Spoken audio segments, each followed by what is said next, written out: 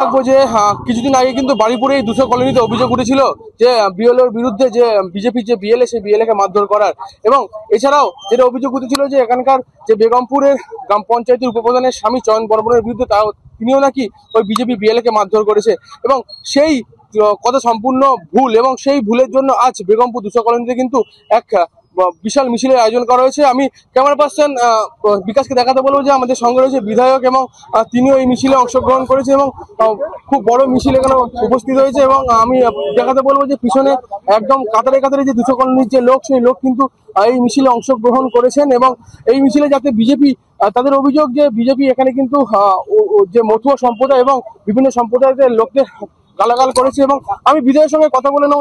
মিছিলের ডাক আপনারা দেখেছেন যে এসআইআর নিয়ে মানুষের সমর্থন মমতা বন্দ্যোপাধ্যায়, বাংলার মাননীয় মুখ্যমন্ত্রী মমতা বন্দ্যোপাধ্যায়ের সঙ্গে এবং অভিষেক বন্দ্যোপাধ্যায়ের সঙ্গে মানুষের সমর্থন আপনারা দেখলেন। নির্বাচন কমিশনকে কাজে লাগিয়ে বিজেপি যে চক্রান্ত করছে এসআইআর এর নাম দিয়ে, সেই চক্রান্ত মানুষ মানছে না।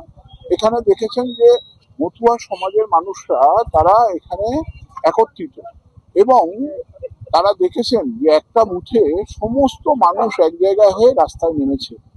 এই বুথেই কদিন আগে BLA-2 বিজেপির একটা বাংলাদেশি বহিরাগত, সে এখানে এসে BLA-2 সাজতে এসেছিল। মানুষ তার কাছে কৈফিয়ত নিয়েছে যে তোদের সরকার মোদি কেন এসআইআর করছে। তার প্রতিবাদ করে মানুষ একত্রিত হয়ে খেপে গেছে বিজেপির বিরুদ্ধে।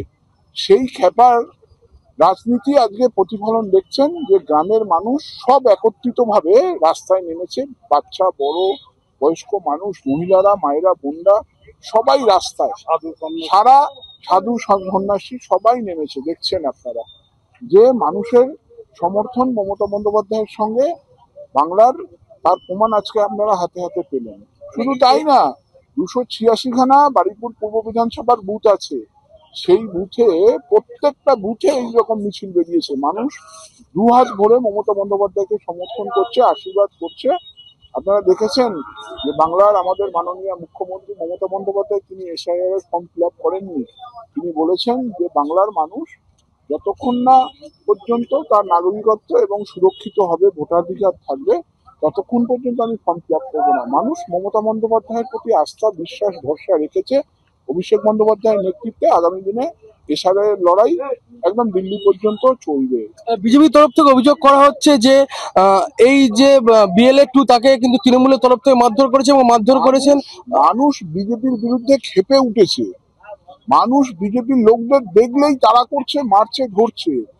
এখানে তৃণমূলের কোনো ভূমিকা নেই। মানুষ খেপে গেছে বিজেপির বিরুদ্ধে, এটা বাস্তব। আপনারা তো চোখের সামনে দেখেছেন সাধু সন্ন্যাসীরা, বাচ্চা, বড়, মায়েরা, বোনেরা সব একটা বুথে 3000 মানুষ বেরিয়ে পড়েছে রাস্তায়। এই একটা বুথে এইরকম 286 খানা বুথে এইরকম মিছিল চলছে। কোথাও বিজেপির বিরুদ্ধে মানুষ খেপে গেছে, বিজেপির কোথাও স্থান নেই আর। এসআইআর বিরুদ্ধে এই প্রতিবাদ মহামিছিল নাকি বিজেপির বিরুদ্ধে? এসআইআর এর বিরুদ্ধে, বিজেপির বিরুদ্ধে। ঠিক আছে, একদমই যেটা বারুইপুর পূর্ব বিধানসভার বিধায়ক বিভাস সর্দার মশাইয়ের মুখ থেকে শুনে নিলাম যে কি কারণে এই মিছিল। অতএব যে বিজেপি যে অভিযোগ করছে সেই অভিযোগ সম্পূর্ণ মিথ্যা, এবং তিনি যেটা বললেন যে এলাকার মানুষ খেপে গিয়ে কিন্তু ওই যে BLA-2 বিজেপি তার উপর কিন্তু আক্রমণ করেছেন।